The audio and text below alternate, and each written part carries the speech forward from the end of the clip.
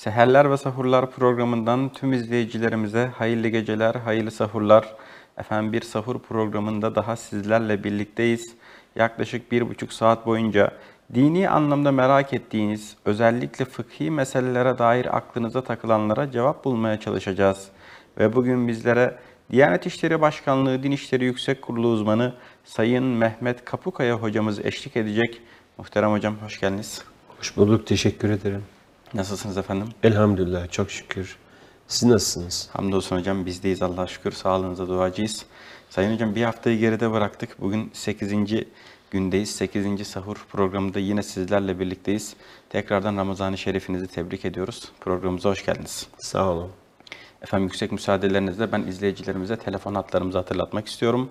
Değerli dostlar, bizlere iletmek istediğiniz sorularınızı 0312 alan koduyla 341 2040 numaraya canlı olarak bağlanabilir. Efendim kıymetli hocamıza sorularınızı bizzat kendiniz canlı bağlantıyla sorabilirsiniz.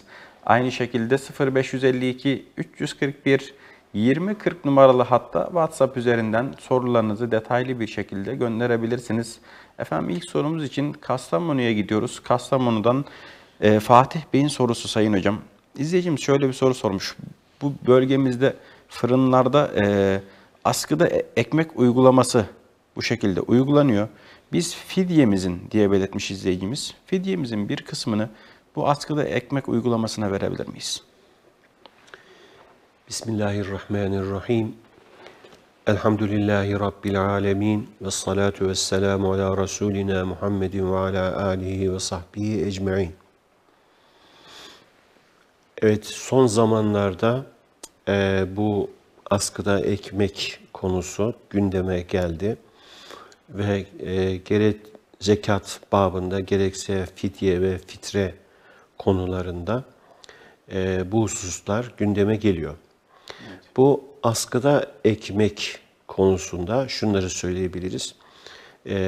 Burada öncelikle bir kimsenin bu fidyeyi ve zekatı alabilmesi için veya fitreyi alabilmesi için bunların fakir konumunda olmaları gerekiyor. Tamamen fakir konumunda olmaları gerekiyor. Biz tabii ki askıda ekmek uygulamasıyla bilemeyiz. Yani kim zengindir, kim fakirdir. Evet. Öyle insanlar oluyor ki zengin oldukları halde gidip o ekmekleri falan alabiliyorlar. Veya hani o esnada mesela oradan geçmiş olabilir ve ekmeğe ihtiyacı olmuş olabilir yine aynı şekilde. Bu durumlarda bizim zengin olduğunu ya da olmadığını bilmediğimiz kimselere bunu vermemiz ve bu şekilde fidyeleri ödememiz doğru olmaz. Hocam teşekkür ediyoruz. Efendim izleyicimizin sorusu şu şekilde. Malumunuz dün Cuma namazında Türkiye genelinde Gazze için, Filistin için bir yardım toplandı. İzleyicimiz de ben Cuma'da bu şekilde toplanan paraya hutbeyi dinlerken hutbeden sonra şöyle bir niyette bulundum. Belli bir miktar para vereceğim ve bunu ben fitrem olarak vermek istiyorum. Bu şekilde camide toplanan para fitre yerine geçer mi? Gazze adına toplanan para diyeyim. Evet. Gazze adına toplanan zekatlar, fidyeler ve fitreler hangi amaçla verilirse verilsin bunlar yerine ulaşmış olur. Çünkü bu organizasyonu yapan Diyanet İşleri Başkanlığı'dır. Evet. Diyanet İşleri Başkanlığımız Diyanet Vakfı eliyle bu organizasyonu gerçekleştirmektedir. Ve Diyanet Vakfımız bu konuda gerekli iletişimleri sağlayarak Gazze'de gerek Batı Şeria olsun fark etmiyor. Orada irtibatlı olduğu kişiler ya da kuruluşlar var. Bunlar vasıtasıyla bizatihi kendisi de orada zaten bulunabiliyor zaman zaman. Bizatihi oraya bunları ulaştırdığı için zaten şeyinde de hani fitre, fidye ve zekatlarınızı verebilirsiniz diyor. Burada önemli olan bu kuruluşun güvenilir olup olmadığıdır. En önemli nokta budur.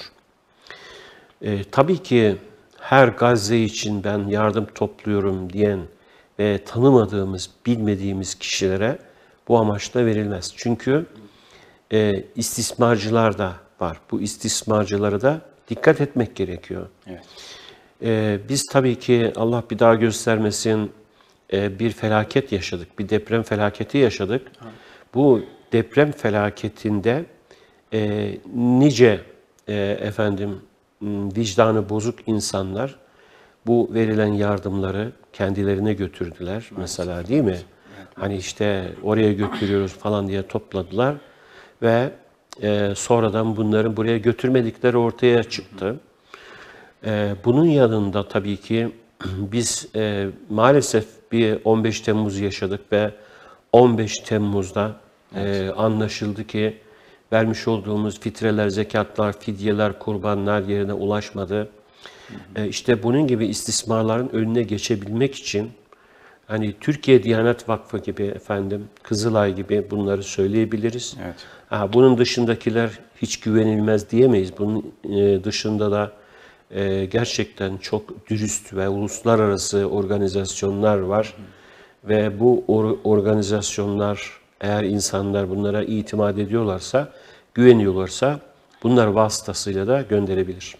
Efendim teşekkür ediyoruz. Sayın Hocam, ben bu konuda şunu sormak istiyorum. Bazen almış olduğumuz sorularda şunu da görüyoruz. Mesela bu fitre ve zekatın ulaştırılması adına bir masraf da yapılıyor. Yolda harcanan masraf, oraya gidenlerin masrafı. Bu paralar buraya da kullanılabilir mi? Buradan düşülebilir mi zekat olarak? Enes'ciğim, güzel.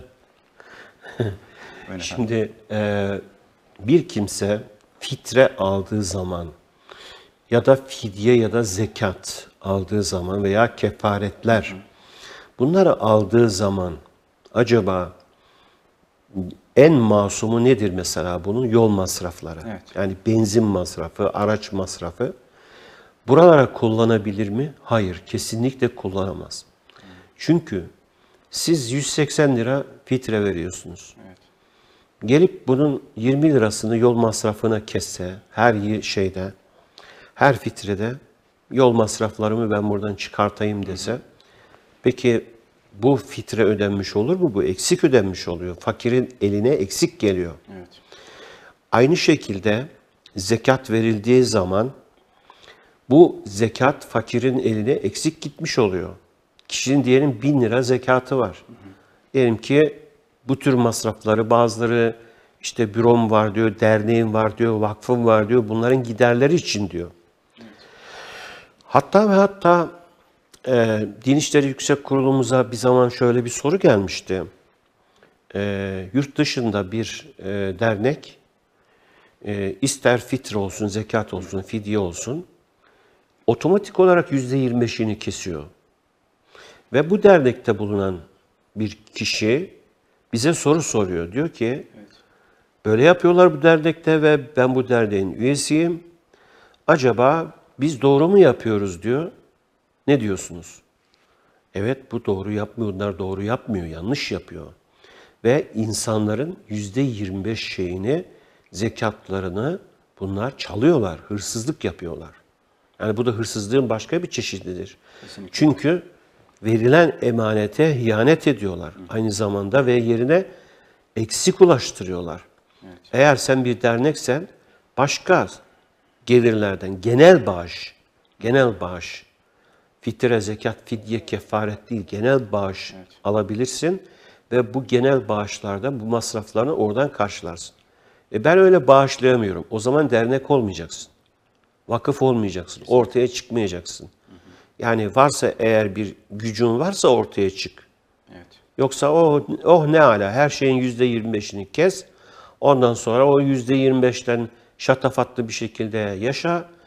Mobilyalarını al, şeylerini değiştir, bürolarını değiştir, bilgisayarlarını değiştir, her şeyi. Gidiş geliş masrafları ve de bazen de işte yok yemek masraflarını falan da belki oraya sayarlar. Evet. Böyle bu şekilde olmaz yani. Bunlara insanlarımızın dikkat etmeleri gerekir. Hocam teşekkür ediyoruz. İzleyicimiz şunu sormuş. Bazen gün içerisinde sanırım hamilelik süreci yaşayan bir izleyicimiz, biz kan verme ihtiyacı duyabiliyoruz ayda bir kere.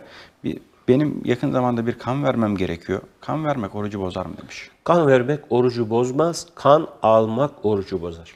Hocam bu bağlamda şunu da soralım. Hacamat yaptırmak Bu da sorulabiliyor. Hacamat yaptırmak orucu bozar mı? Harcamat yaptırmak da orucu bozmaz. Efendim teşekkür ediyoruz. Sayın hocam, izleyicimizin sorusu şu şekilde. Ben vakit girdi zannıyla orucumu açtım. Ezan sesi uzaktan geliyor normalde bize demiş. Daha 1 dakika geçmeden ezanın aslında o kısık bir şekilde ezan sesini de duydum. Bu orucu kaza etmem gerekiyor mu? Bu kişinin orucunu kaza etmesi gerekmiyor. Yani iftardan önce böyle 1-2 dakika falan süreyle eğer kişiler yanlışlıkla, bilerek bunu yapamazlar tabii. Yanlışlıkla oruçlarını açmışlarsa bu kişilerin oruçları geçerlidir. Teşekkür ediyoruz efendim. İzleyicimiz şunu sormuş. Bir kadının adeti bitse ama sahurda yıkanma imkanı bulamasa, o kadın sahurunu yapıp niyet etse, sabah yıkansa orucu olur mu?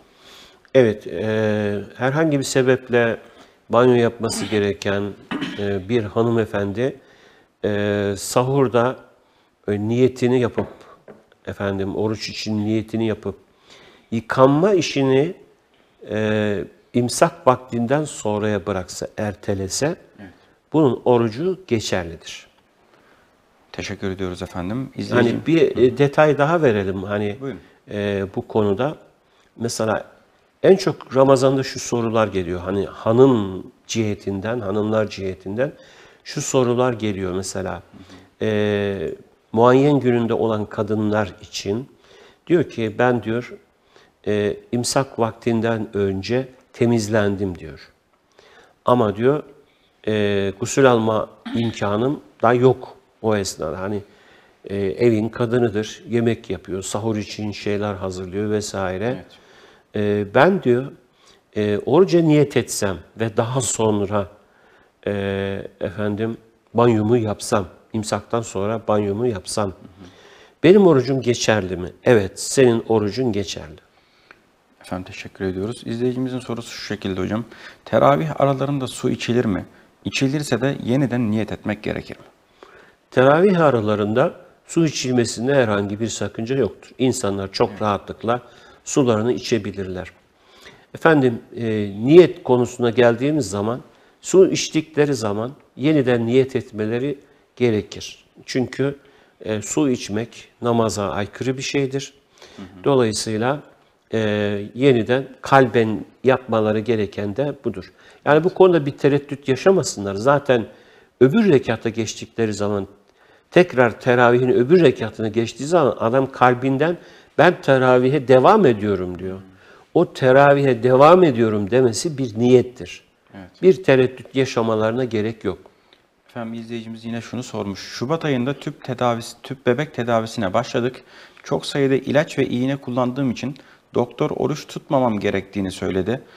Peki bunun dinen bir sakıncası var mıdır demiş izleyicimiz. Bu oruçları sonradan kaza mı etmeliyim yoksa fidye mi vermeliyim? Bu durumda ben seyircimize başka bir doktora da daha sormasını tavsiye ederim. Acaba bu doğru bilgi mi yani? Yoksa bir doktor mu bunu söylüyor? Yani alan uzmanına, başka bir alan uzmanına bunu sorması lazım. Eğer o da aynı şeyi söylüyorsa, tabii kolay değil yani tüp bebek tedavisi kolay bir şey değil. Evet. Ve ona işte belki binlerce falan para harcıyor. Para harcasa bile her zaman tutmayabiliyor. Bu hassas bir konu olduğu için eğer doktoru bir sakınca görüyorsa burada bu kişi daha sonra kaza etmek üzere oruç tutmayabilir. Hocam yine kadınlarla ilgili sorulan sorulardan bir tanesi. Düşük yapan kadın oruç tutabilir mi? Düşük yapan bir kadın oruç tutamaz. Çünkü düşük yapan bir kadın lohusadır. Lohusalık hükümlerine tabidir. İster burada ceninin organları belli olsun, ister olmasın bu kadın lohusadır. Yani şunu söylemek istiyorum. Eski ilmihallerde veya yeni ilmihallerde de olabilir. İlmihallerde şöyle bir durumla karşılaşabilir veya bazı hocalar şöyle söyleyebilir. Organları belli olmuş ise bu lohusadır, organları belli olmamışsa bu lohusa değildir gibi. Evet. Bu eski bir bilgidir ve ilmi olma niteliğini kaybetmiştir. İlmi bilgi nedir bu konuda? Tıp diyor ki artık hamilelik çok erkenden tespit edilebiliyor. Evet. Dolayısıyla düşük yapan bir kadının hamile olduğu ortaya çıkmıştır. hamile olduğu ortaya çıkan bir kadın düşük yaptığı takdirde bu lohusadır. Hani nasıl ki 9 ay 10 gün sonra veya daha erken doğumlar da olabiliyor bazen. Evet. Bu durumlarda biz kadının lohusa olduğunu, bebek dünyaya getirmesi durumunda lohusa olduğunu söylüyorsak, düşük yapan bir kadının da lohusa olduğunu söylememiz lazım. İster ceninin organları yani bebeğin organları ister belli olsun, ister olmasın kadın tamamen lohusalık hükümlerine tabidir. Teşekkür ediyoruz kıymetli hocam. Değerli dostlar, bir telefon bağlantımız var. Alo, buyurun. Efendim Nuri Bey bizden. Selamünaleyküm. Hayırlı Aleykümselam. Ramazanlar, hayırlı sahurlar. Teşekkür ediyoruz. Hayırlı Ramazanlar diliyoruz Nuri Bey. Programımıza hoş geldiniz. Buyurun efendim. Hoş bulduk. Benim hocama bir sorum olacaktı ama Buyurun. bankanın verdiği promosyondan da zekat verebilir miyiz acaba, onu soracaktım. Peki soralım efendim. Teşekkür ediyoruz Nuri Bey. Aydın'a selam ediyoruz. Hocam promosyonlarla da zekat verilebilir mi? Zekat tamamen helal olan mallardan, paralardan verilmelidir. Promosyon parasıyla zekat verilmesi kesinlikle caiz değildir ve böyle verilmiş ise yeniden verilmesi gerekir. Efendim yine Sakarya'dan bir izleyicimizin zekatla ilgili bir sorusu var. Bizim 280 gram kadar bir altınımız vardı. Almanya'da yaşıyormuş izleyicimiz. Ancak altını Türkiye'de tutuyorduk ve 5 yıldır bu şekilde zekatı verilmemiş bir meblağ. Biz geriye dönük bu 280 gramın tamamının zekatını vermeli miyiz? Verirsek nasıl bir aşamayla vermemiz gerekir demiş. Evet, bir insan şayet nisap miktarının üzerinde bir altını var ve bunun zekatını vermemişse, kaç yıl vermemişse şöyle bir yöntem belirleyecek. Birinci yıl için tamamı üzerinden mesela 280 gram diyelim. 280 gram üzerinden zekatını verir. Evet. İkinci yıl için %2,5'unu düşecek. Başka bir altını yoksa para ilave yapmamışsa. Onun %2,5'unu verdi ya birinci yıl. Kalanın %2,5'unu. Üçüncü yıl kalanın %2,5'unu. Dördüncü yıl kalanın %2,5'unu ve 5. yılda kalanın %2,5'unu verecek. Yani her yıl 280 üzerinden vermeyecek. Evet. Efendim teşekkür ediyoruz. Soru şu şekilde kıymetli hocam. Gün içerisinde karın ağrısından ötürü lağman yaptırmak durumunda kaldım demiş izleyicimiz. Lağman yaptırmış olduğum için orucum bozulmuş mudur? İhtiyaten izleyicimiz iftar vaktine kadar da herhangi bir şey yememiş. Evet. Lağman yaptıran bir kimsenin normalde orucu bozulmaz. Ancak mesela su onun bağırsaklarında uzun süre durmuşsa o takdirde bu kişinin orucu bozulmuş kabul edilir ve yerine bir gün tutması gerekiyor. Ama yani bildiğim kadarıyla bu fazla o bağırsaklarda durmuyor o lağman şeyi. Onun için hani genel olarak söyleyeceğimiz bozulmaz.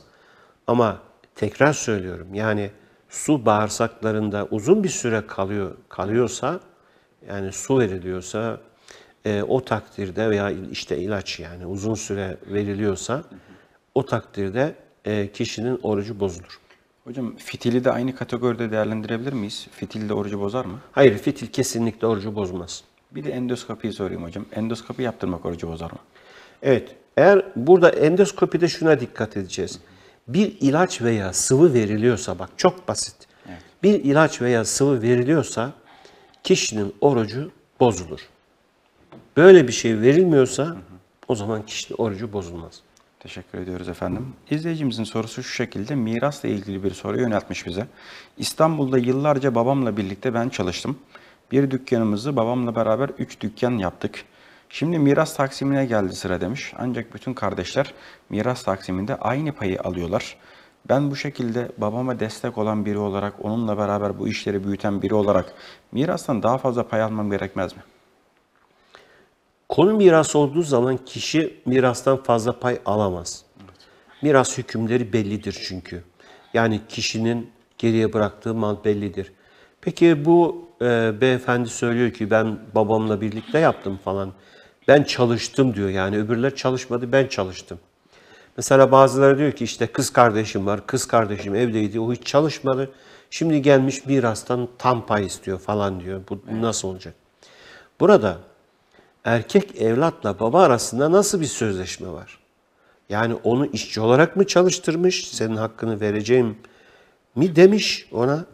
Efendim, böyle bir şey yoksa o zaman miras hükümlerine tabidir. Eğer böyle bir şey zaten aralarında varsa ki genellikle yok. Çünkü erkek evlat önce bunu istemiyor. Yani babasının yanında çalışıyor. Ne zaman bu aklına geliyor? Efendim, baba vefat ettikten sonra artık şeytan onun kafasına giriyor ve diyor ki sen çok çalıştın, bu kadar çalıştın. Evet. Bak bu serveti sen elde ettin. Diğerleri nasıl seninle aynı şeyi ister? Eğer diğer kardeşler vicdana gelip, yani bir de vicdan var. Vicdana gelip derlerse ki ya doğru sen çok çalıştın, biz sana fazla verelim derse burada bir problem yok. Evet. Ama hayır, sen babamın yanında çalıştın ve böyle bir şey talep etmedin. Zamanında ondan talep etseydin veya ne bileyim işçilik ücreti isteseydin ondan. Böyle bir şey konuştun mu? İstemedin. O takdirde neyse yani miras hükümleri buna göre biz işi çözümlemek istiyoruz derlerse o zaman miras hükümleri geçerlidir. Hocam baba hali hayatında böyle bir aslında ya biz seninle beraber çalıştık deyip de bu dükkanlardan kendisine vermesi gerekir miydi normalde? Ya babanın böyle bir mecburiyeti yok. Vermek gibi bir mecburiyeti yok. Ancak hayatındayken verdiği takdirde, yaşadığı süre içerisinde verdiği takdirde bu verdikleri geçerlidir. Evet. Yani evladına, erkek evladı olabilir, kız evladı olabilir. Yanında çalıştırdığı bir evladına hayatındayken senin çok emeğin geçti, şurayı sana verdim, bu daireyi sana verdim, şu dükkanı sana verdim. Vereceğim değil yani bak verdim, bunlar senindir diye hibe etmişse hayatındayken bu hibesi geçerlidir. Ben öldükten sonra burası senin dediği zaman bunun bir geçerliliği yok. O zaman miras hükümlerine tabidir. Evet. Çünkü mirasçılara vasiyet etmek onun bir hükmü yok. Vasiyet etmenin bir hükmü yok. Evet. Çünkü Peygamber Efendimiz Aleyhisselatü Vesselam'ın malumları bir hadis-i şerifleri var. Ne diyor? La vasiyete li varis. Varis için vasiyet yoktur diyor. Teşekkür ediyoruz kıymetli hocam. Hocam farklı bir soru sormuş izleyicimiz. Abdestin farzları arasına baktığımızda ağza su vermek yoktur normalde. Peki sadece Ramazan ayına has bir şekilde biz orucumuzu riske etmemek için abdest aşamasında ağza su vermesek olur mu? Bu kardeşimiz vesveseli bir insan. Evet. Gerek Peygamber Efendimiz, gerek sahabe-i kiram oruçlu oldukları zaman bu ondan daha mı iyi oruç tutuyor yani? Bu sahabilerden daha iyi mi oruç tutuyor? Veya bizden daha mı iyi oruç tutuyor? Böyle sünnetlerle oynamak efendim, yani ağzına az su al o zaman. Yani zaten öyle, fıkıhta böyle. Evet. Bir kimse oruç tuttuğu zaman ağzına ve burnuna suyu az alabilir. Buna bir problem yok. Yani illaki bütün ağzının her tarafına suyu ulaştırma gibi bir şey yok. Evet. Zaten bu irade meselesidir. Yani ağzına çok su alsa bile iradesi varsa yutmaz onu. Veya burnuna efendim burnunu yakıncaya kadar, genzini yakıncaya kadar su çekmesine gerek yok. Özellikle gusülde mesela bu yapılabiliyor. Evet. Gerek yok. Dolayısıyla bir kimse efendim benim orucum bozulacak diye sünneti terk edemez. Evet. Hocam ben bu konuda şunu sormak istiyorum. Ağza su vermek mesela abdest esnasında normalde bu şekilde mutat olan bir uygulama, ma'fu dediğimiz için oruca herhangi bir sıkıntı vermiyor. Peki bir kişi çok susadığı halde, ki yazın bazen böyle durumlarla karşılaşılabiliyor, ağzımı çalkalayayım, bari bir rahatlayayım niyetiyle böyle bir şey yapsa burada orucu sakatlama durumu olur mu? Tabii hoca olduğun için her şey aklına geliyor. Teşekkür ederim. Böyle çok sıcak zamanlarda insan normal olarak ağzına su almaması gerekir. Ama diyelim ki gerçekten böyle çatlayacak dereceye geldi ve artık hani dayanamıyor, yani susuzluğa dayanamıyorsa bu takdirde ağzına su alıp çalkalayıp tükürdüğü takdirde ağzındaki ıslaklığı yutarsa bu kişinin orucu bozulmaz. Teşekkür ediyoruz kıymetli hocam. Değerli dostlar, bir telefon bağlantımız daha var. Alo, buyurun. Osmaniye'den Mustafa Bey bizlerle birlikte. Mustafa Bey buyurun. Alo. Mustafa Bey, sesimizi alabiliyor musunuz? Sanırım izleyicimiz hattan düştü hocam. WhatsApp üzerinden gelen sorularımızdan devam edebiliriz. İzleyicimiz şunu sormuş. Sahur vakti teheccüd vakti sayılır mı? Tam teheccüd vaktidir. Sahur vakti tam teheccüd vaktidir. Yani kişi orada teheccüd kılabilir. Evet. Peki teheccüdün vakti ne zamandır? Bu konuda 2 tane rivayet söyleyebiliriz. Gecenin son 1/3 vakti veya bazı rivayetlerde de gecenin son 1/6 vakti diye ifade edilir. Yani geceyi biz 3'e böleceğiz. Akşam ezanıyla Evet. sabah ezanı burada 3'e böleceğiz. Son 3 dilimi, yani 1/3'lik dilimi, diyelim ki gece 9 saat olsun. Son 3 saat teheccüd zamanıdır. İşte bütün sahur her zaman için tam teheccüd zamanıdır. İnsanlar bu zaman içerisinde teheccüd kılabilirler. Hocam, Ramazan-ı Şerif olması hasebiyle sahur vaktine kadar uyumayanlar da oluyor. Belki ibadetle meşgul olunuyor ve benzeri. Uyumayan bir kimse de bu teheccüdü kılabilir mi? Güzel. Şimdi bu konuda bizim arkadaşlarımızdan bir tanesi, uzman arkadaşlarımızdan bir tanesi, tebrik ediyorum kendisini, çok güzel bir araştırma yapmış. Evet. Genellikle şöyle söylenir. Efendim, bir insan şayet hiç uyumazsa, sabaha kadar uyumazsa, imsak vaktine kadar uyumazsa, bunun kıldığı teheccüd değildir gibi bir şeyler söylenir. Bu konuda rivayetler de var. Hani sahabilerden sözler de var. Bu teheccüd değildir diye söyleyenler de var. Ancak Peygamber Efendimiz Aleyhisselatü Vesselam'ın bu konuda böyle bir ifadeleri yok.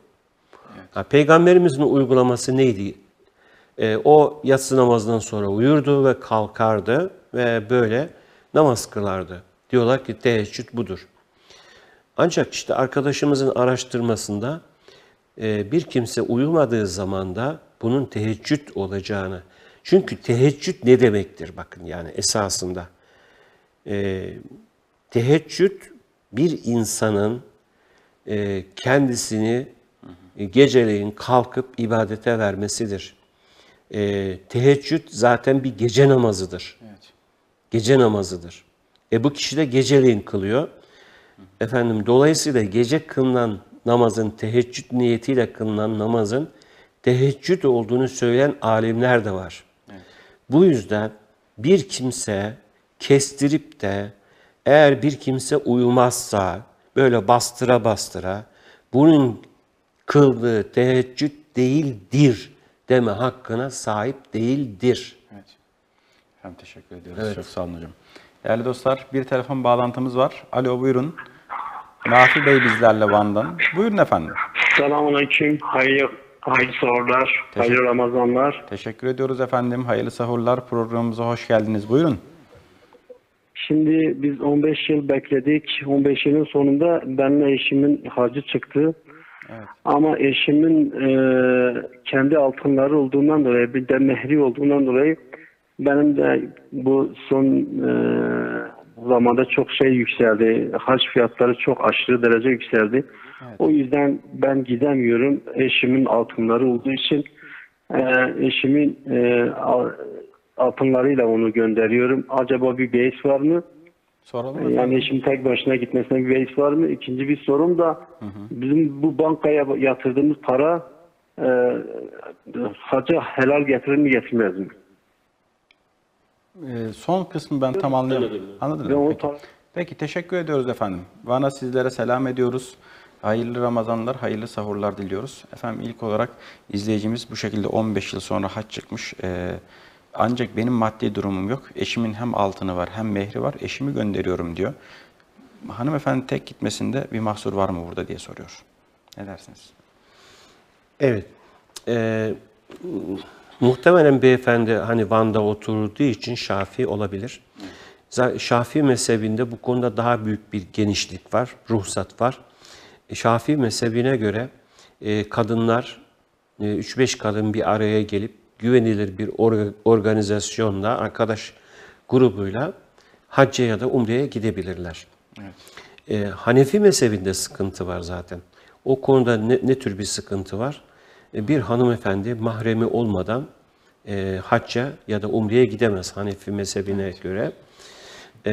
Lakin Din İşleri Yüksek Kurulumuz bu değerlendirmeleri yaptıktan sonra, yani mezheplerin görüşlerine göre değerlendirmeleri yaptıktan sonra şöyle bir sonuç cümlesiyle bitiriyor fetvayı.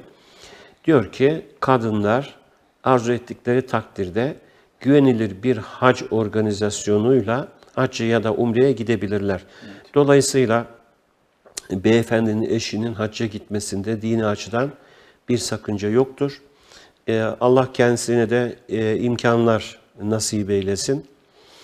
Yani bir kişinin tabii hacca yani eşiyle gitmesi daha iyi. Belki sonra bu imkanı hani bulamayabilir. Şöyle bir kolaylık söyleyelim. Yani biraz hani fazla ekonomik açıdan sıkıntı içerisine girmeyecekse, yani biraz eşinden, dostundan borç almak suretiyle gidebilir. Yani borç alarak hacca giden kişinin haccı geçerli olmaz diye bir şey yok. Beyefendiye henüz hac tabii ki farz olmamış çünkü kendi imkanı yok, ama hani bu şekilde kafasında bir soru işareti varsa, acaba borç alsam gitsem geçerli midir, değil midir, caiz midir gibi, hani en azından bu yöntemi ona göstermiş olduk. Bu acaba bizim yatırdığımız paralar bankaya yatırıldığı için haccımıza herhangi bir zarar gelir mi diye bir sorusu vardı. İkinci sorusu, bu paraların bankada tutulması kanuni bir zorunluluktur. Yani Diyanet İşleri Başkanlığı keyfi olarak insanların parasını bankaya yatırmıyor. Çünkü resmi bir kurum olduğu için mecburen kanun gereği oraya yatırmak zorunda kalıyor. Burada ne Diyanet İşleri Başkanlığı'nın ne de parayı buraya yatıranların herhangi bir dini sorumluluğu yoktur. Zaten Diyanet İşleri Başkanlığımız, hani bildiğim kadarıyla bu paraların çoğunu da normal konvansiyonel, yani faiz dediğimiz şeylerde, hesaplarda değil de daha çok katılım hesaplarında tutmaya özen gösteriyor. Hocam teşekkür ediyoruz. Sevgili dostlar, bir telefon bağlantımız daha var. Alo, buyurun. Efendim Mustafa Bey. Buyurun. Hayırlı akşamlar Mustafa Bey. Buyurun efendim. Hayırlı sağ olun. Hocam benim bir sorum olacaktı. Bu banka kartına biriken puanla bir market gösteriyorlar. Oradan alışveriş caiz mi? Neyle başlıyor marketin ismi? Soralım efendim. Teşekkür ediyoruz. Osmaniye'ye selam ediyoruz. M harfiyle başlayan bir market ismi diyor izleyicimiz Sayın Hocam. Banka kartlarında biriken puanla buralardan alışveriş yapılabilir mi?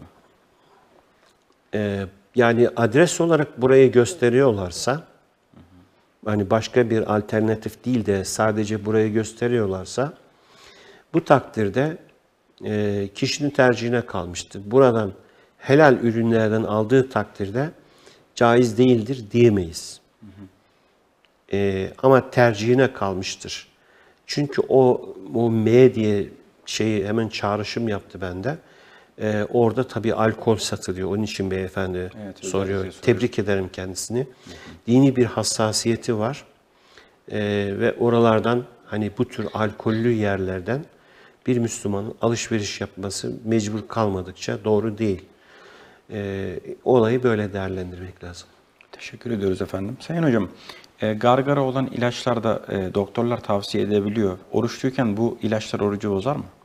Gargaraları efendim, gargara yapmakla herhangi bir gargara yutulmadıkça, o aldığı şey, ilaçlı su yutulmadıkça kişinin orucu bozulmaz. Bunu tabii ki kaçabilir düşüncesiyle İftardan sonrasına bırakmak daha doğrudur. Ancak buna rağmen hani gün içinde bunu belli aralıklarla yapması gerekiyorsa, ki doktorlar bazen böyle tavsiye ediyor, o takdirde bu gargarayı yapabilir ve ağzından çıkarması gerekir gargarayı. Burada tabii ki gargara yaptıktan sonra bir miktar ıslaklığın kalması veya bunun tadını hissetmesi boğazında kişinin orucunu bozmaz. Efendim teşekkür ediyoruz. Değerli dostlar, kısa bir araya giriyoruz. Aradan sonra sorularımıza kaldığımız yerden devam edeceğiz. Değerli dostlar, programımıza kaldığımız yerden devam ediyoruz. Efendim güzel ülkemiz doğusundan itibaren imsak vakitlerine girmeye başladı. Oruçlar tutulmaya başlandı. Allah-u Teala tuttuğumuz oruçları kabul eylesin. Ramazan-ı Şerif'i en güzel hayırla geçirebilmeyi, başlangıcında nasıl iştahlıysak, sevinçliysek, heyecanlıysak, nihayetinde de aynı heyecanla, aynı istekle bayrama ulaşabilmeyi cümlemize nasip eylesin. Sorularımıza devam edelim. Efendim izleyicimizin sorusu şu şekilde. Hanefi bir cemaat sabah namazında Şafii bir imama tabi olduğunda ikinci rükudan kalktıktan sonra okunan kunut duasında ellerini hangi pozisyonda tutmalıdır? Evet.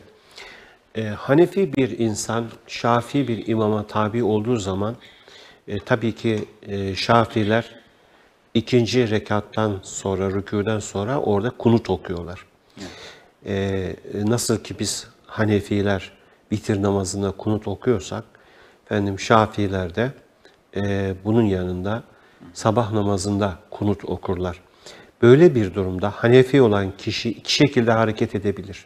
Bir, hiç ellerini kaldırmadan susup dinler. İki, duaya iştirak eder, ellerini kaldırabilir. Yani dua pozisyonunda ellerini kaldırabilir. Bu onun namazına herhangi bir zarar getirmez. Efendim teşekkür ediyoruz. İzleyicimizin güzel bir sorusu var Sayın Hocam. Ankara'da merkezi ezan okunuyor. Ankara'nın doğusunda Mamak ilçesi, batısında ise Sincan ve Yenikent var. Akşam ezanı okununca vakit aralığı 3-4 dakikalık bir fark var arada normalde bu iki ilçe arasında. Ezan okununca Mamak'ta yaşayanlar Yenikent'te yaşayanlara göre 2 dakika önce iftar ediliyor. Bu durumda normalde nasıl iftar edilmesi gerekir? Merkezi sistemde ezan okunduğu zaman bütün her şey düşünülmüştür. Dolayısıyla eğer caiz olmayacak bir derece varsa o müftülüklere bildiriliyor ve orada merkezi ezan yok. Mesela diyelim ki Kızılcahamam'da falan merkezi ezan niye yok? İşte böyle bir problemler ortadan kalksın diye, problem olmasın diye var. Veya Ankara'nın diyelim ki Evren ilçesi var. Evet. Çok uzak yani. Bu Evren ilçesinde merkezi sistem okunmuyor. Sadece merkez olan yerlerde bu okunduğu için burada okunan ezana göre herkes orucunu bozabilir. Evet efendim teşekkür ediyoruz. Sayın Hocam, izleyicimizin haklı ve güzel bir isyanı var. İsyan demeyelim, bu şekilde bir şey var diyelim. Söylemiş olduğu bir şey var. 2 haftadır pazara gidiyorum. Pazarda biberler acı ve tatlı olmak üzere bu şekilde satılıyor. Normalde acı biber tatlı bibere bakıldığında fiyat olarak daha pahalı. Ancak akşam eve geliyoruz. Bakıyoruz ki biber acı değil, tatlı biber. Bu konuda da hocamız bir şeyler söyleyebilirim demiş. Bunlar tamamen bir kul hakkıdır. Böyle yapıp insanları kandıranlar demek ki ahirete iman noktasında problemleri var bunların. Evet. Yani hiç görmüyorlar. Cenab-ı Hakk'ın bunlara ne tür bir cezalar vereceğini bilmiyorlar. İnsanları aldatmak, kandırmak, yemin etmek suretiyle insanları inandırmak, maalesef yani birçok pazarcının yaptığı şey de budur. Hemen vallahi diye başlar, işte şu fiyattan aldım, bilmem yok zarar ettim, şunu ettim, bunu ettim. Ondan sonra kimisi böyle yapıyor, işte acı tatlı satıyor, tatlıyı acı diye satıyor. Yeter ki işte bir müşteri bulsun. İşte bazen çürük çarık koyuyor içerisine veya bazen gramajında çalıyorlar falan böyle. Bunların hepsi bir kul hakkıdır. Emin olun ki bunlar yaşları biraz belki küçük olduğu için fazla umursamıyorlar. Ama ileriki yaşlarda bu haksızlık yaptığı kişileri arayacaklar, bulamayacaklar ve helalleşemeyecekler. Ve helalleşemeden ahirete gidecekler. Ahirete gittikleri zaman bu insanlar, bu hak sahipleri onların yakalarına yapışacak, ver hakkımı diyecek. Ne istiyorsun hak olarak? Sevabını. Evet. Sevabını isteyecek. Sevabı yok. O zaman o adamın, haklı adamın günahını taşıyacak. Bu kadar ağır ve veballi bir iştir. Efendim her şeyde dürüstlük lazım. Yani tatlıysa tatlı, acıysa acı. Üstelik birisi daha pahalı diyor bak yani. Evet. Efendim acı olan daha pahalı diyor falan. Ondan sonra öyle çıkmıyor. Bazı insanlar da zannediyor ki hani kişi buraya bir kere geldi aldı gitti bir daha nerede görecek beni falan gibi düşünüyor. Allah görüyor. Kendi kendini kandırıyor bu. Evet. Allah görüyor onu. Cenab-ı Allah görüyor. Cenab-ı Hak bu tür insanlara ne diyor? Yazıklar olsun ve azap olsun diyor. Bak veylun demek yazık olsun, azap olsun. Efendim hatta bazı tefsirlerde kahrolası böyle tercüme ediyorlar. Yani Cenab-ı Hak bak o kadar bir kızıyor ki veil demek kolay bir şey değil. Yani veylun lil mutaffifin eksik ölçüp biçenlere yazıklar olsun. Ellezine izektalu alen nasi yestefun. İnsanlardan bir şey aldıkları zaman tam bakıyor ya. Tam verdi mi vermedi mi kontrol ediyor. Ölçerken biçerken. Ve izâ kâluhum evvezenuhum yuhsirun. Kendisi bir şey sattığı zaman, tarttığı zaman eksik veriyor. Elâ yazunnu ulâike ennehum meb'ûsûn. Bunlar öldükten sonra diriltilmeyecekleri mi zannediyorlar? Allah Allah. Yevmin azîm, bu büyük bir gün için bunlar diriltilecekler. Böyle bir gün hesap etmezler mi? Yevme yekûmun nâsu li rabbil âlemîn. O gün bütün insanlar alemlerin Rabbinin huzuruna çıkarlar ve Allah'ın huzuruna çıktığı zaman Allah o kişiye der ki neden sen tatlı bir şeyi pahalı sattın, acıyı pahalı sattığında niye adamı kandırdın dediği zaman ne cevap verecek ona? Evet. Hani bunu ahirete hani Allah'a belki inancı vardır ama o inancı zayıf. Belki de hiç yoktur. Evet. İnancı olan insan bunu yapmaz yani. İnsanları kandırmaz. Hep böyle problemlerle karşı karşıyayız biz. Geçen yeni bir haber okudum. Ya bir üründe inanılmaz bir şey ya. Kabak çekirdeği koyuyor içine.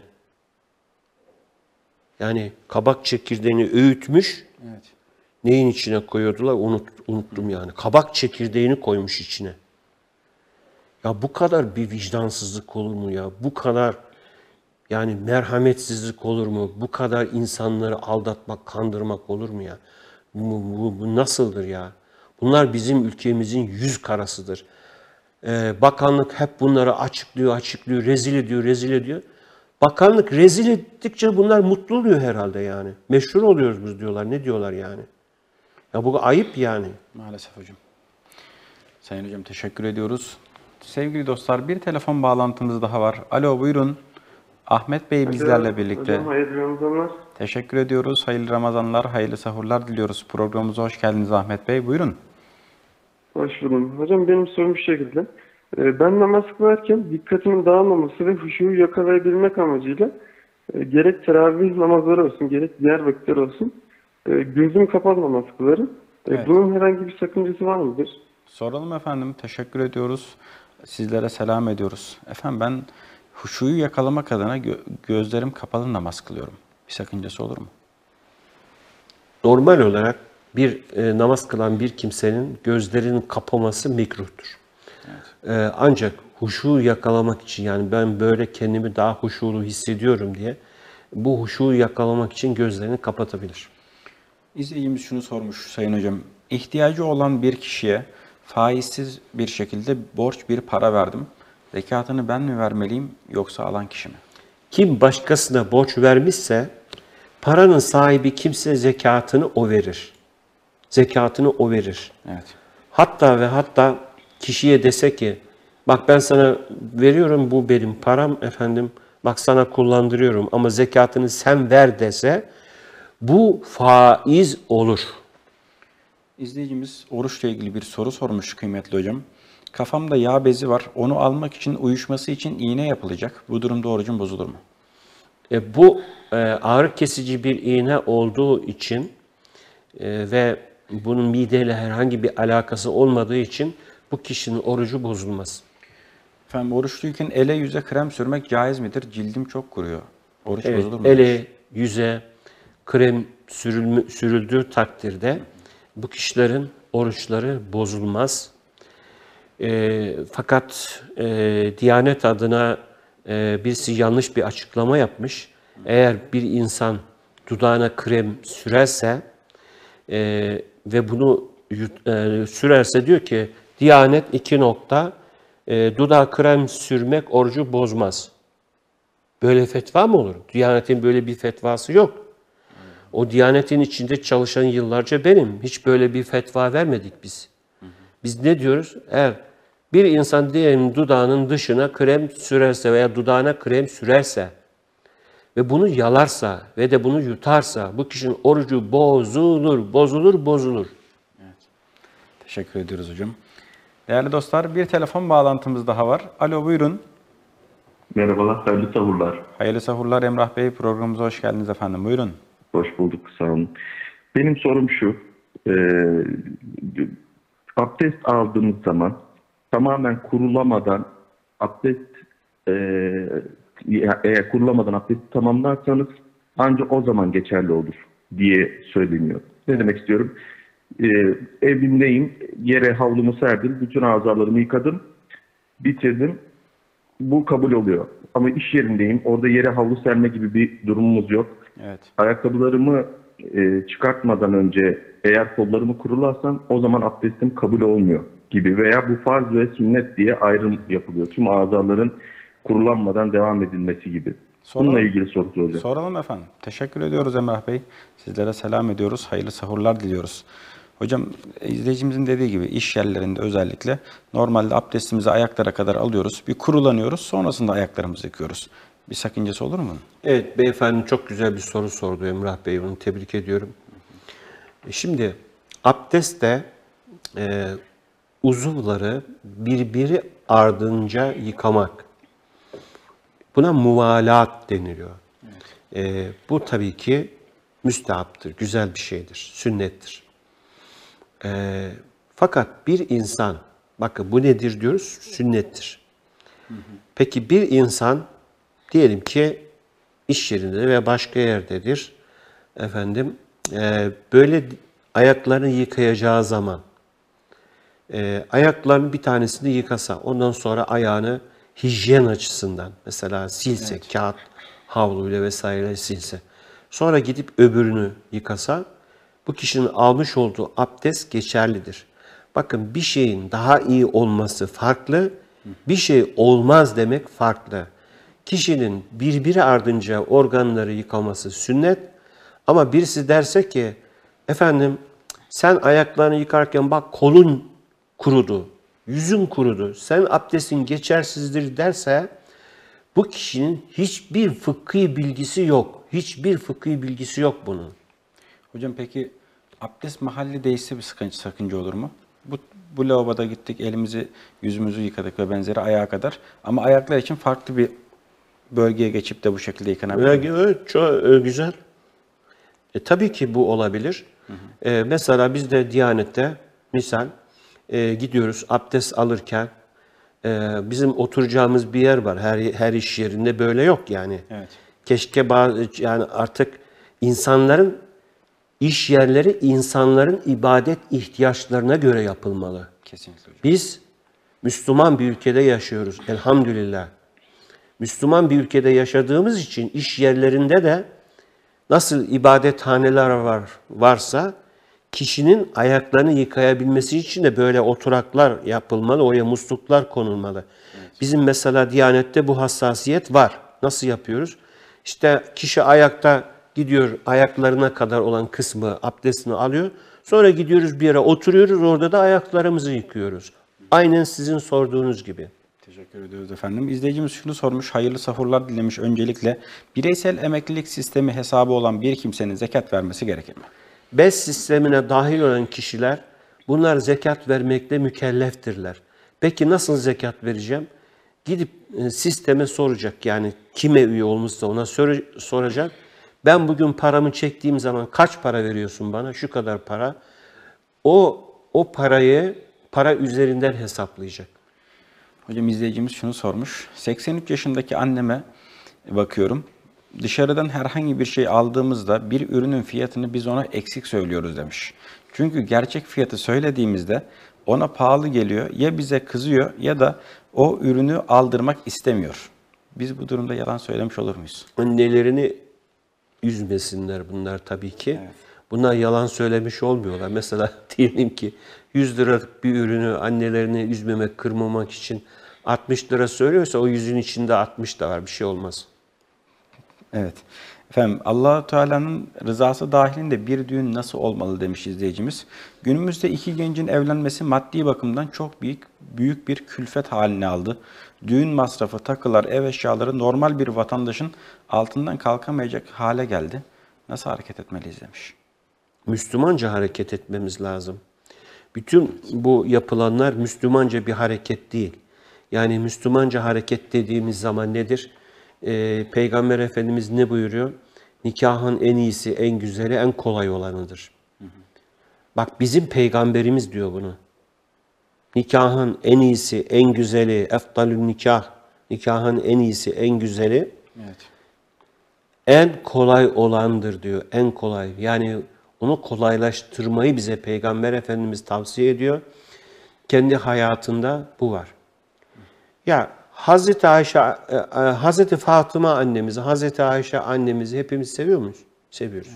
Evet. Efendim, Hazreti Fatıma annemizin çeyizine baktığımız zaman toplasanız bugün 1000 lira etmez. Yani bugünkü parayla 1000 lira etmez. Ya şu bizim kadınlara ne oluyor? Sen Hazreti Fatıma'dan üstün müsün? Sen Hazreti Ayşe annemizden üstün müsün? Evet. Sen kimsin? Nasıl bir özelliğin var? Sen nasıl bir kadınsın? Göklerden mi geldin? Uzaylardan mı geldin? Melek misin? Kimsin sen? Niye bu kadar zorlaştırıyorsunuz hayatı? Gençler evlenemiyor sizin yüzünüzden, babaların, annelerin yüzünden. Gençler zina yapıyor. Daha ağırını söylemiyorum. Gençler zina yapıyor. Onların yaptığı zinalardan siz sorumlu değil misiniz? Ahlak her gün biraz daha bozuluyor. Bunlardan siz zorunlu değil misiniz? Şurada anlatamayacağımız şeyleri yapıyor gençler. Evlerinde tek başına kaldıkları zaman neler neler yapıyor. Biz bütün soruları buraya getirip cevaplayamıyoruz ki. Aile mahremiyeti diye bir şey var. Orada bizim programlarımızı kızlarıyla babalar oturuyor, yüzleri kızarmasın diye biz her soruyu buraya getirmiyoruz, sormuyoruz. Yani böyle şeyler yapıyorlar. Buna vesile olanlar tabii ki buradan sorumlular. Yani gençlerimiz bu konuda çok haklı. Peygamber Efendimiz Aleyhisselatü Vesselam yeri geldiği zaman bir sure veya birkaç sureyi öğretme karşılığında nikah kıymıştır. Bir veya birkaç sureyi öğretme karşılığında nikah kıymıştır. Şimdi bir tane kız babasına sorsanız, deseniz ki ya benim oğlum var, senin kızına 5 tane sure öğretsin, kızını bana ver dese adam der ki git bir tedavi ol ya. Hem psikolojik sorunları var galiba falan filan derler, adamı kovarlar ya. Evet. Ama Müslüman olmaya geldi mi? Onlar çok iyi Müslüman. Esas Müslümanlık buralarda aranır. Hocam ağzınıza sağlık. Çok teşekkür ediyoruz. Efendim izleyicimiz şunu sormuş. Sabah ezanı okunduğunda su içmek, aynı şekilde diş fırçalamak oruca engel olur mu? Diş fırçalamadan başlayalım öncelikle. Su yutulmadığı sürece diş fırçalamak orucu bozmaz. Hocam macunun tadını boğazımda hissediyorum. Yine bozmaz. Yani illa bozar dememizi mi istiyorlar? Hayır, bozmaz. Bozmaz. Su içmek yok. Artık imsak vakti girdi mi su içmek yok. İmsak vakti girince sadece ağzındaki suyu, lokmayı yutabilir. Bunun dışında dışarıdan ağzına su, lokma alırsa o kişinin orucu geçerli olmaz. Evet. Efendim hanımefendiler mukabele dinlerken özel günlerinde dinleyemiyorlar. Bu durumda mukabele esnasında arada bir kopukluk oluyor. Bu durumda ne yapmaları gerekir demiş. Sadece mukabele dinliyorlarsa hiçbir şey yapmaları gerekmez. Yani dinleyebilirler. O şekilde dinleyebilirler. Evet. Yani o cüzleri şunu soruyor bize. Bu cüzleri okumam gerekir mi diye soruyor. Hayır, gerekmez. Zaten sen dinliyorsun yani. Bir de mukabeleye gittiğinde hocam camiye gidemiyorlar ya o Evet. süreç içerisinde. Orada nasıl tamamlamaları gerekir? Sonradan okumaları mı gerekir o arayı? Hayır. Bak, kendisi zaten okumuyorsa o dinliyordur. Dinliyordur, evet. Dinliyorsa bunu tekrar etmesi gerekmiyor. İster camiye zaten giremez ama diyelim evlerde okunuyorsa o takdirde bunu tekrar etmesi gerekmez. Şimdi anladım hocam. Teşekkür ediyorum. Sevgili dostlar, bir telefon bağlantısı var. Alo, buyurun. Antalya'dan Mustafa Bey. Mustafa Bey, buyurun. İyi akşamlar. Hayırlı sahurlar diliyorum. Teşekkür ediyoruz. Şimdi bizim bireysel emekliliğimiz var. Belki az önce hocam da bahsediyor. Şimdi onun getirisi belli kısımda net belli değil. Burada faize girmiyor diyoruz.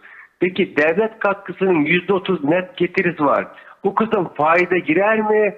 Paramızı harama çevirir mi? Soralım efendim. Teşekkür ediyoruz Mustafa Bey. Hayırlı Ramazanlar diliyoruz. Hayırlı sahurlar. Buyurun kıymetli hocam. BES'te devlet katkısını almak helaldir. Bu devletin vatandaşlarına karşı bir hibesidir. Burada tasarrufu teşvik etmek için devlet bunu veriyor. Bu helaldir, yani haram kesinlikle değildir. Efendim Makedonya'dan bir izleyicimiz bir soru sormak istiyorum demiş. Büyü yapmak günah mıdır?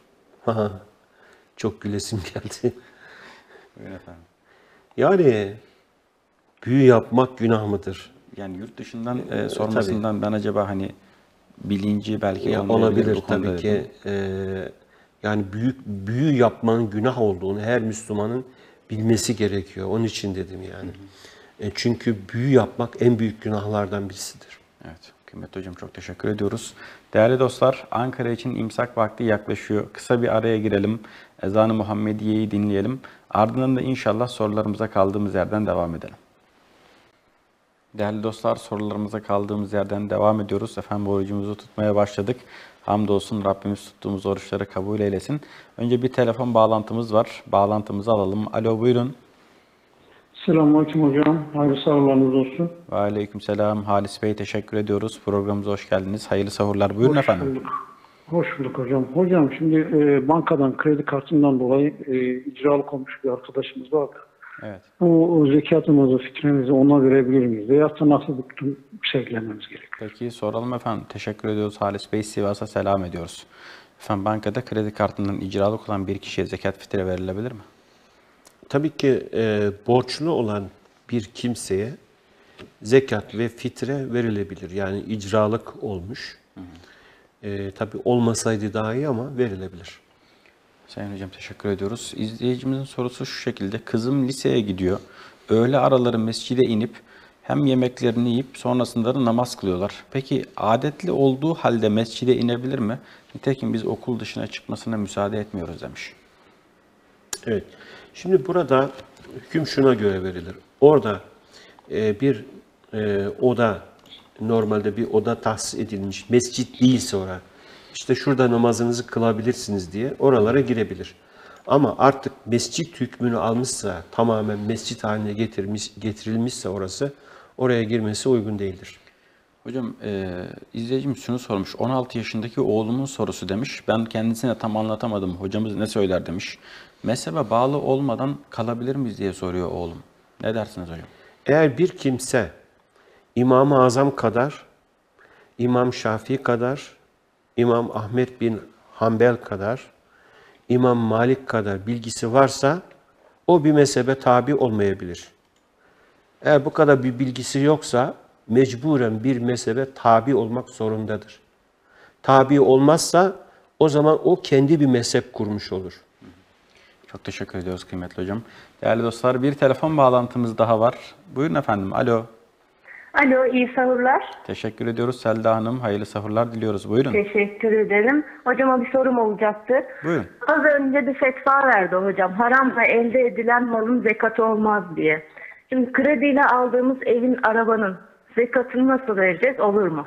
Peki, Sormak. soralım efendim. Teşekkür ediyoruz. Antalya'ya selam ediyoruz. Hayırlı Ramazanlar diliyoruz. Haramla elde edilen malın zekatı olmaz dedi hocamız diyor. Peki krediyle alınan ev ve arabaya zekat düşer mi hocam?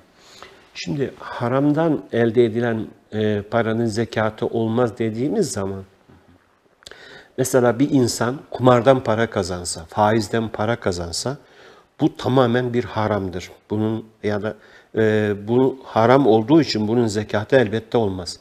Ama bir insan krediyle ev almışsa, araba almış ise zaten hani oturmak için almışsa yine zekata tabi değil. Evet. Lakin al-sat yapıyorsa yatırım için bu takdirde aldığı kredi haramdır. Lakin bu evde oturuyor diye haram değil veya da arabaya bindi diye haram değil. Bunları ticari maksatla alıyorsa onu tabii ki zekata tabidir. Yani haram kredi alması hükmü başka, o haramdır. Ama diyelim ki bunlar artık ticari maksatla alınmış ise o zaman tabii ki zekatını vermesi gerekir. Efendim teşekkür ediyoruz. Değerli dostlar, bir telefon bağlantımız daha var. Alo, buyurun. Yaşar Bey bizlerle birlikte, Karabük'ten izleyicimiz. Buyurun efendim. Selamünaleyküm. Aleykümselam Yaşar Bey. Bereketli savunlar, hayırlı yayınlarınız olsun. Mehmet Hocam'a da selam ederim. Teşekkür ediyoruz. Hocam Allah razı ben olsun. şimdi eşim kalp rahatsızlığından oruç tutamıyor. Evet. Orucu fidyesini vereceğiz. Bunun ben vereceğim yani. Eşim ev hanım, onun kendi bir birikimini yok. Evet. Bunu eşim bunu verirken falan kese ver diye bana söyleyecek mi? Yoksa ben yani ihtiyacı olanlara 2-3 kişiye vereceğim. Nasıl yapmam lazım? Soralım Yaşar Bey. Teşekkür ediyoruz efendim. Geçmiş olsun dileklerimizi iletelim. Öncelikle Karabük'e sizlere selam ediyoruz. Nasıl bir yol izlemeli hocam izleyicimiz? Tabii yani burada eşinin bilgisi olduğu için hani eşi veriyor, hanımı da zaten bunu biliyor. Bildiği için falan filana ver diyorsa beyefendi hani onlara vermeye özen göstermelidir. Ama hani serbest bırakıyorsa istediği kişilere verebilir. Teşekkür ediyoruz. Bir telefon bağlantımız daha var. Alo, buyurun. Efendim televizyonunuzun sesini tamamen kısabilir misiniz rica etsek?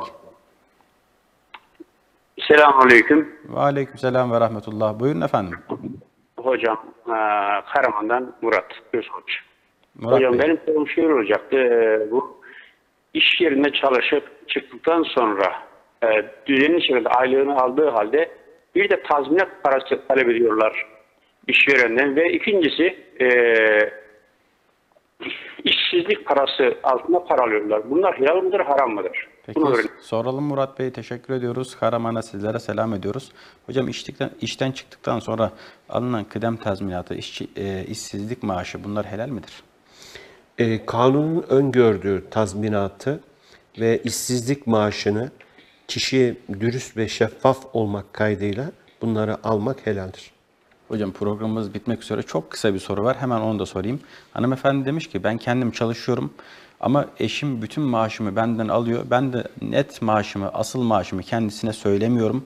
Çünkü bana çok küçük bir harçlık veriyor. Burada ne tavsiye edersiniz? Bir de şunu söyleyeceğiz öncelikle. Hanımefendinin maaşı İslam hukukuna göre zaten kendisine aittir. Evet. Dolayısıyla kadın hepsini söylemek zorunda değildir. Son olarak da 8 Mart Dünya Kadınlar Günü çok ayıp ediyor beyefendi, çok ayıp ediyor. Hocam çok teşekkür ediyoruz. Ağzınıza sağlık. Gerçekten keyifli ve güzel bir program oldu. Sanırım şimdiye kadar en çok soru cevaplamış olduğumuz program oldu diyebiliriz. Ağzınıza sağlık kıymetli hocam. Ben teşekkür ederim. Sağ olun. Değerli dostlar, bugünkü kıymetli konuğumuz Din İşleri Yüksek Kurulu uzmanı Sayın Mehmet Kapukaya hocamız bizlerle birlikteydi.